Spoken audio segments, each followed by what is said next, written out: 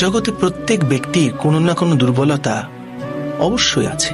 যেমন কেউ খুব অধিক বেগে দৌড়াতে পারে না, কেউ অধিক ভার গ্রহণ করতে পারে না, কেউ কোনো অসাধ্য রোগে পীড়িত হয়ে পড়ে, তো কেউ বিদ্যাপাঠ স্মরণে রাখতে পারে না। এরকম অনেক উদাহরণ আরো আছে। আপনি কি এমন কোনো ব্যক্তিকে জানেন যার সমস্ত প্রাপ্তি ঘটেছে? কিন্তু আমরা জীবনের একটি দুর্বলতাকে জীবনের কেন্দ্র বানিয়ে ফেলি, যে কারণবশত হৃদয়ে দুঃখ আর অসন্তোষ ঘিরে থাকে সদা।